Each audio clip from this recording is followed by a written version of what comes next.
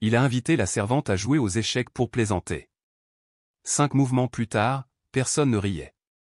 Avez-vous déjà vu un homme si riche qu'il en oublie ce que signifie être honnête? C'était Gregory Alton, PDG d'Alton Cloud Systems. L'homme avait bâti un empire autour du stockage de données et des logiciels d'entreprise, mais il avait depuis longtemps oublié comment regarder les gens dans les yeux, sauf s'il tenait un club de golf ou portait une Rolex. C'était le premier week-end de décembre, juste à l'extérieur de Flagstaff, en Arizona, la retraite annuelle des dirigeants. Le genre de rassemblement où les gens en veste cintrée font semblant d'apprécier les discussions au coin du feu et les jeux de cohésion d'équipe, tout en restant concentrés sur les primes et les réunions du conseil d'administration. Gregory n'était pas décontracté. Même ses soi-disant « week-ends de détente » étaient des performances ou des spectacles organisés pour étaler sa richesse et rappeler à tous qui était l'alpha. Cette année, il a loué un vaste domaine de 1,6 hectares. 7 chambres. Une cave à vin. Et un échiquier en marbre et chêne trônant au centre du hall principal, tel un sanctuaire. Les invités? Des cadres dirigeants, leurs conjoints, quelques associés de Los Angeles. Ils sont arrivés vendredi soir. Le personnel de restauration était venu de Dallas. Les serveurs portaient des smokings. Les femmes de chambre? Discrètes, en uniforme, invisibles. Ou du moins, c'est ainsi que Gregory les voyait. Camille R. Bennett avait été embauchée à la dernière minute par une agence de recrutement privée. 51 ans. Douce. Régulière.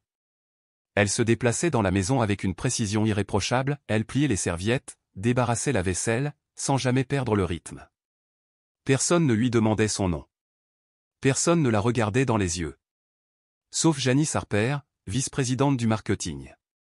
Elle complimenta Camille pour son efficacité et lui adressa un demi-sourire lorsqu'elle passa avec des hors-d'œuvre. Mais même cela ressemblait plus à de la politesse rudimentaire qu'à de la sincérité. Le samedi soir, le bourbon coulait à flots et les rires s'étaient intensifiés. Gregory se tenait dans le salon, un verre de scotch à la main, son sourire narquois caractéristique étirant ses lèvres. La conversation avait dévié sur les jeux de stratégie et le leadership. Les affaires, c'est comme les échecs, déclara-t-il d'une voix pleine d'arrogance. Chaque geste devrait faire transpirer l'autre. Les gens hochèrent la tête. Riaient. Bien sûr qu'ils le firent. Gregory s'approcha de l'échiquier, faisant tourner l'un des cavaliers entre ses doigts. « Quelqu'un veut tenter sa chance ?» demanda-t-il, les yeux balayant la pièce comme un lion scrutant le troupeau. Personne n'a bougé. Puis il se retourna, juste assez pour surprendre Camille traversant le couloir avec un plateau de verre à vin propre. « Toi, dit-il, assez fort pour couper court à toutes les conversations. » Camille se figea en plein pas. Gregory sourit. « Tu as déjà joué aux échecs ?» Elle marqua une pause. Elle le regarda, puis le tableau. « Un peu, dit-elle doucement. »« Oh, allez, dit-il en riant. Ne sois pas timide. Voyons ce que les aides peuvent faire. » Un rire nerveux parcourut la pièce. Quelqu'un toussa. Le visage de Janice Harper se crispa, hésitant entre rire et partir. Camille regarda les invités. Puis de nouveau Gregory. Ses lèvres se pincèrent fermement. Elle s'approcha, déposa délicatement le plateau sur une table basse et s'essuya les mains sur son tablier. « Bien sûr, dit-elle d'une voix assurée. Si tu veux jouer, je jouerai. » Gregory applaudissait comme un animateur de jeu télévisé. C'est l'esprit. Il arracha la chaise en face de lui d'un geste théâtral et fit un geste d'inclinaison exagéré. Les invités se sont rassemblés comme des vautours. L'un d'eux a même sorti son téléphone pour filmer. Gregory a agi en premier agressif, rapide comme s'il chassait des mouches, et non comme s'il jouait aux échecs. Camille ne se précipita pas. Elle s'installa confortablement dans son fauteuil, le regard fixé, les mains jointes sous la table, comme si elle avait tout son temps. Les rires s'apaisèrent. Quelque chose dans son immobilité empêchait les gens de sourire. Mais ce que personne dans cette salle ne savait, c'est que Camille Bennett avait déjà joué à ce jeu. Et pas seulement sur un plateau. Elle avait joué avec sa vie. Camille n'était pas habillée comme quelqu'un qu'on s'attendrait à voir à un échiquier. Son polo gris était soigneusement rentré dans un pantalon noir uni. Ses chaussures étaient faites pour les longues journées, pas pour les compliments. Ses tresses étaient simplement attachées en arrière. Mais son regard vif, clair, attentif ne manquait rien. Grégory se pencha en avant sur le plateau, faisant craquer ses articulations. « Ne t'inquiète pas, dit-il, j'y vais doucement. » Camille sourit faiblement. « S'il te plaît, ne le fais pas. » Les invités riaient, certains gênés, d'autres sincèrement. Personne ne savait si elle plaisantait. Grégory n'aimait pas ça. Il a ouvert avec un pion roi agressif. Prévisible.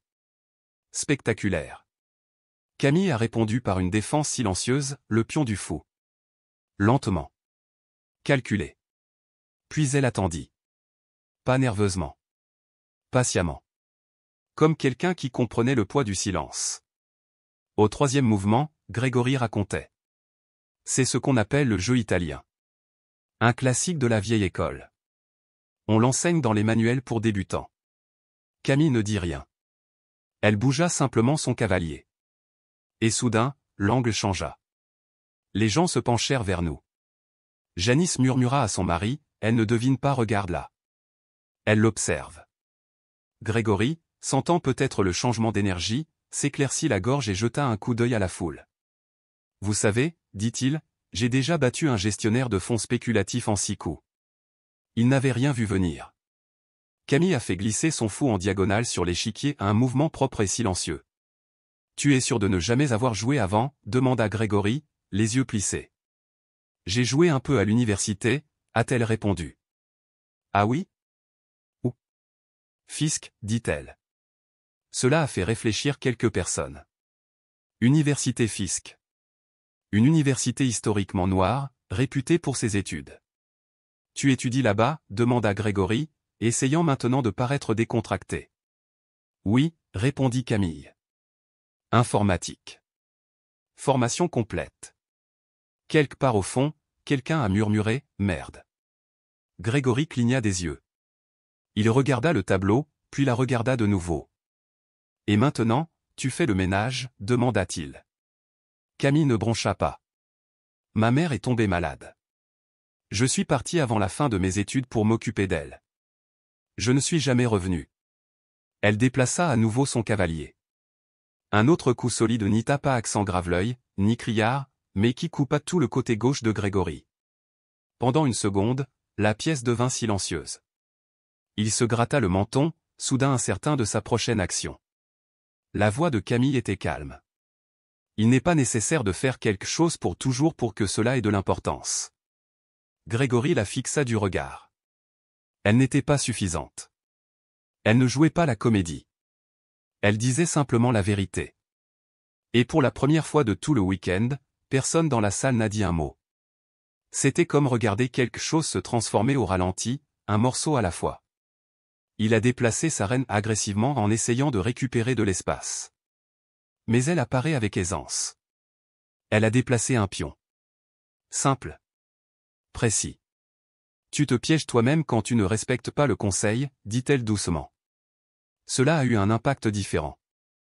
Grégory se pencha en arrière sur sa chaise, riant nerveusement. Vous citez Sun DSU maintenant? Camille leva les yeux, son visage indéchiffrable. Non. C'est mon oncle qui m'a appris ça. Il travaillait dans un magasin de pneus à Memphis. Il jouait aux échecs sur des caisses de lait pendant ses pauses. Cette déclaration avait un poids, plus lourd que ce que Grégory savait porter. Il baissa les yeux vers le tableau. Quelque chose n'allait pas. Sa reine acculée. Sa tour bloquée. Son chevalier cloué au sol. Il se pencha en plissant les yeux. Attends, attends. Marmonna-t-il. Camille ne bougea pas. Elle ne s'agita pas. Elle attendit simplement. Janice s'approcha, une main couvrant sa bouche. Le directeur financier, Alan Drake, s'est également penché en avant. Plus personne ne consultait son téléphone. Même les serveurs s'arrêtaient à leur passage. Camille tendit la main et déplaça sa tour un autre mouvement discret. Le genre de geste qui paraissait petit, jusqu'à ce qu'on réalise tout ce qui se cachait derrière. Vérifie, dit-elle doucement. Les yeux de Grégory s'écarquillèrent. La pièce devint silencieuse. Mais si Grégory pensait que ce n'était qu'un coup de chance, il était sur le point d'apprendre à quel point le jeu de Camille était vraiment profond. Grégory fixait l'échiquier comme s'il l'avait trahi. Ses doigts planaient sur son fou, puis sur son cavalier, puis de nouveau sur son échiquier comme s'il essayait de forcer un avenir qui n'existait pas. Il rigola dans sa barbe. Mais il n'y avait plus d'humour dans tout ça. « Tu te moques de moi » marmonna-t-il. Camille restait assise, les mains jointes sur ses genoux. Elle ne jubilait pas. Pas de sourire narquois. Pas d'expression du tout. Elle regardait simplement comme si elle n'avait rien à prouver. Parce qu'elle ne l'a pas fait. Grégory s'éclaircit la gorge. « D'accord, dit-il plus fort, tu as du talent. Je t'ai peut-être sous-estimé. » Quelques cadres ont ri poliment, ne sachant pas de quel côté de la blague ils se trouvaient. Mais soyons réalistes, poursuivit Grégory avec un sourire forcé, un chèque ne veut pas dire grand-chose. La partie est loin d'être terminée. Camille hocha légèrement la tête. Bien sûr. Prends ton temps. Il a déplacé un pion pour bloquer. C'était maladroit. Trop réactif. Le regard de Camille parcourut le tableau. Ses mains recommencèrent à bouger. Tu aurais dû roquer, dit-elle simplement. Une autre pièce s'est mise en place. Alan Drake haussa un sourcil. Il se fait enfermer. Grégory lui lança un rapide regard, c'est juste un échauffement, mais la salle ne riait plus, il regardait. Janice s'est approchée, elle construit un piège, regarde au centre. Grégory se pencha en avant, plissant à nouveau les yeux, il ne voulait pas d'aide, mais il en avait besoin. Camille parla doucement, le conseil ne se soucie pas de qui vous êtes, monsieur Alton, il reflète simplement votre façon de penser. La phrase a frappé comme un coup de poing, pas en colère, pas cruel, juste honnête. Et c'est là que la blague a commencé à ressembler à quelque chose d'autre, quelque chose de plus lourd, parce que tout le monde là-bas savait ce que c'était vraiment. Grégory n'a pas invité Camille à la table par générosité, il l'a fait pour se montrer, pour faire rire quelques personnes, peut-être embarrasser quelqu'un qui ne pouvait pas riposter. Elle était censée tâtonner, rétrécir, rappeler à la salle à quelle hauteur ils étaient tous assis et à quelle distance elle se trouvait en dessous. Mais elle ne recula pas, elle se pencha, et chaque mouvement leur rappela à quel point ils avaient tort. « Attendez, attendez, dit Grégory en levant une main, faisons une pause une seconde, réinitialisons, recommençons à zéro. Camille haussa un sourcil, tu veux tout recommencer? Il hésita, enfin, c'était juste pour le fun, non? Personne ne compte les points.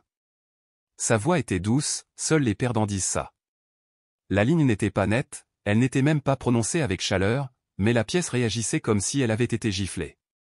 Quelqu'un au fond murmura, elle ne joue pas avec lui, elle joue à travers lui. Grégory déglutit, très bien alors, dit-il sèchement, allons-y.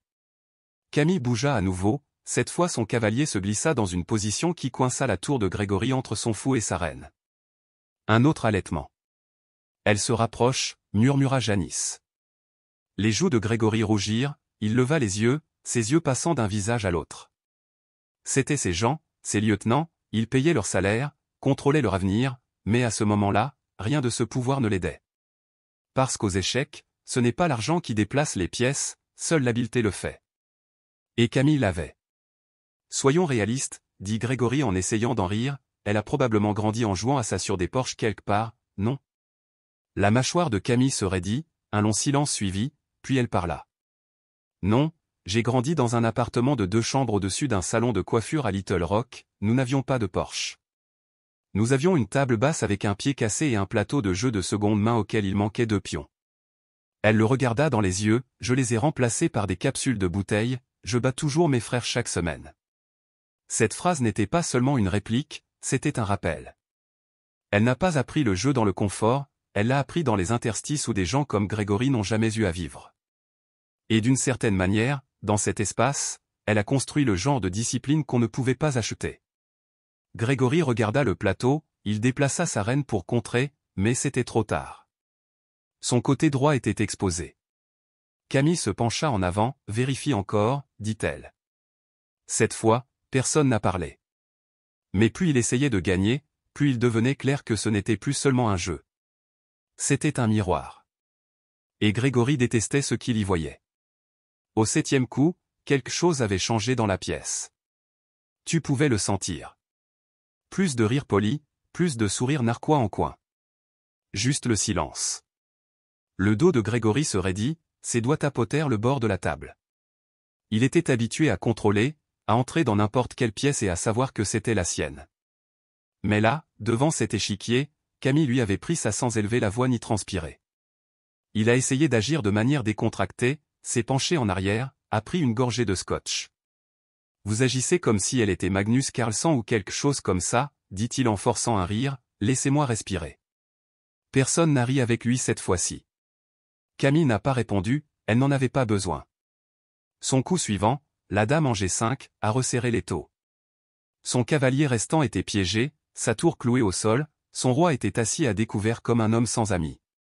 Elle étouffe sa défense, murmura Hélène. Janice hocha lentement la tête, elle ne se précipite pas, c'est ce qui rend les choses pires. Les yeux de Grégory scrutaient le tableau comme un homme fixant une échéance dont il ne pouvait se sortir en parlant. Il a déplacé un pion, n'importe quoi juste pour rester en vie. Mais au moment où il le lâcha, la main de Camille bougea. Elle a glissé sa tour dans le coin, double menace, a-t-elle dit, check into. Quelqu'un dans la pièce a dit, merde, à voix basse. La mâchoire de Grégory se tendit, ok, maintenant tu te la pètes. Camille leva les yeux, imperturbable, tu m'as invité à jouer, je joue.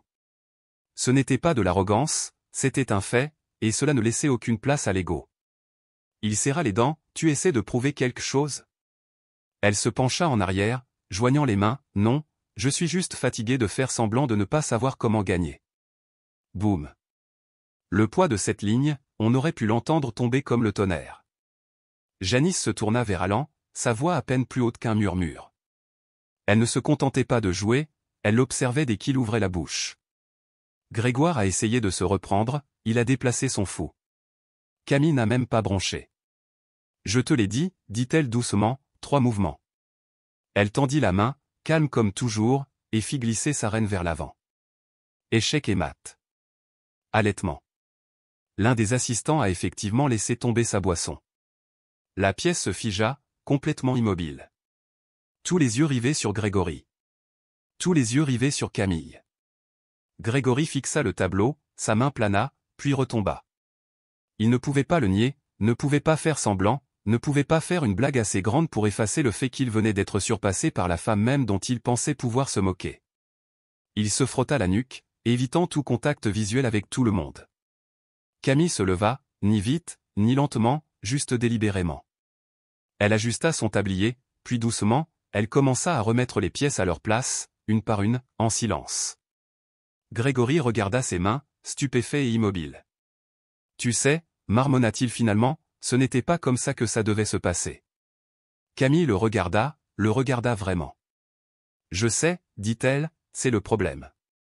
Pas une menace. Pas une vantardise. Juste la vérité. Elle se tourna pour s'éloigner, ses chaussures chuchotant contre le sol. Attends, lui cria Janice. Camille s'est arrêtée. Janice s'éclaircit la gorge, c'était impressionnant. Camille lui fit un petit signe de tête chaleureux, merci. Grégory baissa les yeux, puis murmura, je suppose que tu es plus qu'une simple servante. Camille s'arrêta, tournant légèrement la tête. Je l'ai toujours été, dit-elle, tu ne l'as simplement pas vu. Mais le véritable échec et mat n'était pas le mouvement. C'est ainsi que Camille est repartie avec sa dignité intacte. Pendant que la salle était assise là, essayant de comprendre comment ils avaient pu manquer la brillance assise juste devant eux. Camille a quitté la pièce comme si elle avait simplement fait son travail. Pas de tour d'honneur, pas de sourire narquois, pas de pause dramatique. Quelques pas silencieux dans le couloir et retour à la cuisine. Mais le silence qu'elle laissa derrière elle était plus fort que tout ce qu'elle aurait pu dire. Grégory resta assis au tableau, toujours. Les coudes sur la table. Sa boisson intacte. Il fixait les pièces d'échecs comme si elle l'avait trahi. Quelqu'un a finalement brisé le silence. Janice se tourna vers les autres. Vous avez tous vu ça, n'est-ce pas? Ce n'était pas qu'un jeu. Alan hocha lentement la tête. Il a essayé de l'utiliser, elle n'a pas seulement gagné, elle lui a appris quelque chose. De l'autre côté de la pièce, les téléphones étaient baissés. Les conversations se déroulaient désormais à voix basse, gênantes et interrompues. La dynamique du pouvoir s'était inversée sans prévenir, et personne ne savait comment se comporter. L'un des plus jeunes cadres, Jason, fraîchement sorti de l'école de commerce, secoua la tête. J'ai l'impression de regarder un film ou quelque chose comme ça, comme si ça ne semblait pas réel. C'était réel, dit Janice, tu ne t'attendais tout simplement pas à la fin. Grégory s'est finalement éloigné de la table. La chaise a fait un bruit dur sur le sol. Il se leva, expirant comme si le vent lui avait été coupé. Pas de mots. Juste le regard de quelqu'un réalisant trop tard qu'il n'était pas la personne la plus intelligente de la pièce. Il regarda autour de lui, croisa quelques regards, puis baissa à nouveau les yeux. Les invités ont commencé à se disperser tranquillement. Les conversations reprirent à voix basse, mais rien ne semblait pareil. L'ambiance était fissurée. Les gens le regardaient maintenant. Pas parce qu'il était le patron, mais parce qu'ils ne savaient pas quoi penser de ce qu'ils venaient de voir. Dans la cuisine, Camille a lavé quelques verres. Rien d'extraordinaire. Pas de cérémonie. Elle se tenait près de l'évier comme elle l'avait fait à chaque événement auquel elle avait participé. Seulement cette fois, quelque chose semblait différent. Même si elle n'a jamais dit un mot. Janice est intervenue. Camille n'a pas levé les yeux tout de suite, mais elle a senti sa présence. Et, dit doucement Janice, j'espère que ça n'a pas rendu les choses plus difficiles pour toi. Camille la regarda en s'essuyant les mains avec une serviette. Tu veux dire plus dur que d'être moqué devant 30 personnes? Janice baissa les yeux, embarrassée. C'est juste, a-t-elle admis. Camille esquissa un petit sourire, pas amer, juste conscient. Ce n'est rien. J'ai déjà été invisible dans des pièces plus élégantes. Janice s'est rapprochée. Je veux juste que tu saches que c'était l'une des choses les plus gracieuses que j'ai jamais vues. Tu ne l'as pas seulement battue, tu t'es comporté avec plus de classe que la moitié des personnes présentes dans cette salle réunie. Camille hocha la tête. Merci. Janice hésita, puis demanda. Tu as déjà pensé à retourner à l'école? Enfin, avant, je le faisais, dit Camille. Mais parfois, la vie ne nous laisse pas cette liberté. Et puis, un jour, on réalise que tout ce qu'on avait à donner, on l'a donné ailleurs. Janice n'avait pas de réponse, juste du respect. Pendant ce temps, de retour au salon, Grégory se tenait seul près de la cheminée. Il se versa un autre verre, mais n'y toucha pas. Son esprit n'était pas concentré sur le scotch. Il regarda l'échiquier, dont les pièces étaient maintenant remises en place. Camille l'avait fait sans qu'on lui ait demandé. Il n'avait pas dit merci. Et là, debout, il réalisa qu'il n'avait pas simplement perdu une partie. Il avait révélé quelque chose de laid, non seulement à la salle, mais à lui-même. Il ne pouvait pas en rire. Il ne pouvait pas le tourner en dérision. Camille n'avait pas crié. Elle ne l'avait pas interpellé. Elle n'en avait pas eu besoin. Son intelligence calme avait fait toute la conversation. Il prit une profonde inspiration. Pour la première fois depuis longtemps, Grégory Alton se sentait petit. Mais ce qui restait dans l'air n'était pas seulement le souvenir de la perte. C'était la question que personne dans cette salle ne pouvait s'empêcher de se poser. À quoi d'autre avons-nous été aveugles, simplement parce que nous n'avons jamais pris la peine de regarder de plus près? Le dimanche matin arriva avec l'odeur du café frais, des œufs et le silence. Les bavardages habituels du brunch avaient disparu.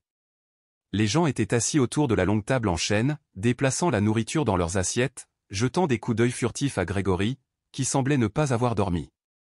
Camille se déplaçait entre les tables, remplissant du café. Toujours aussi silencieuse. Même uniforme. Même pas.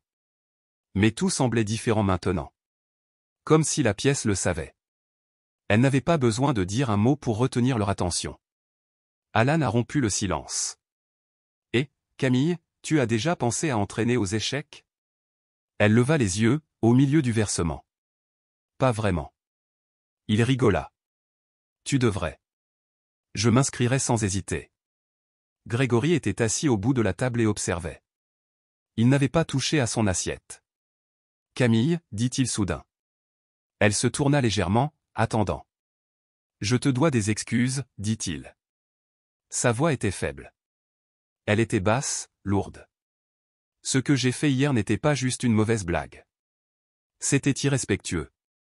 Je t'ai vu travailler et je pensais être malin. Mais non. Camille ne dit rien. Elle écouta simplement. Je pensais que t'impliquer dans ce jeu ferait rire les gens. Je ne m'attendais pas à ce que tu sais, gagnes. Elle offrit doucement. Ouais. Ça. Quelques têtes se tournèrent vers elle, attendant ce qu'elle allait dire. Certains s'attendaient à une riposte, d'autres à un discours. Mais Camille ne se produisait pas. Tu n'as pas respecté le conseil d'administration, dit-elle. Et tu ne m'as pas respecté. C'est ça qui m'a blessé. Pas la blague. Même pas les suppositions. Juste le fait que je n'étais pas censé être prise au sérieux. La salle retenait son souffle. Grégory déglutit difficilement. Tu as raison, dit-il. Il se leva lentement. Et j'ai beaucoup de choses à penser. J'ai passé des années à me convaincre que je voyais clairement les gens. Il s'avère que, j'en ai examiné certains. Camille fit un petit signe de tête. Pour voir clairement les gens, il faut commencer par les regarder, sans les juger. Grégory semblait vouloir en dire plus, mais ne savait pas comment. Il hocha simplement la tête et s'assit. La table resta silencieuse un moment encore. Puis, peu à peu, la conversation reprit. Moins forcée, désormais. Plus douce. Plus humaine. Après le brunch, alors que les invités commençaient à faire leur bagage et que le personnel se préparait au départ, Janice trouva Camille dans le couloir près de l'escalier arrière. Je pensais ce que j'ai dit hier, lui dit Janice. Tu n'as pas besoin de jouer pour les applaudissements. Tu as déjà gagné quelque chose de plus précieux. Camille haussa un sourcil. Qu'est-ce que c'est? Du respect. Et pas du bon marché. Du respect qui change la façon dont les gens se déplacent. Camille sourit à cela. Peut-être. Mais le respect n'a de valeur que s'il change les comportements. Janice hocha la tête. Alors j'espère que la journée d'hier restera gravée dans ma mémoire. Plus tard, alors que Camille finissait de charger des serviettes dans un chariot à linge, elle sentit quelqu'un s'approcher derrière elle. C'était Grégory. Il ne dit rien tout de suite. Il lui tendit simplement une enveloppe pliée. Elle l'ouvrit après son départ. À l'intérieur se trouvait une note manuscrite. Vous m'avez appris plus en 15 minutes que la plupart des consultants en 15 mois. Tu m'as rappelé que le pouvoir ne réside pas dans la façon dont on parle, mais dans la façon dont on écoute. Merci d'avoir joué le jeu et de l'avoir gagné avec grâce. En dessous, il y avait un chèque. Il y avait plus de zéro qu'elle ne l'avait prévu. Elle le replia dans l'enveloppe, le glissa dans son tablier et retourna à son chariot, sans un mot. Elle avait déjà gagné. Mais la véritable victoire de Camille ne se situait pas au tableau. C'était partir sans avoir besoin de validation. Prouver que certaines personnes jouent aux échecs avec des pièces, et d'autres avec de la patience, du silence et de la vérité. Le domaine se vidait dans l'après-midi. Les SUV dévalaient l'allée de gravier, l'un après l'autre. Les rires revinrent, mais plus discrets. Les bagages claquaient sur le carrelage, et le bourdonnement des conversations oisives emplissait les interstices où le silence s'était étendu quelques heures plus tôt.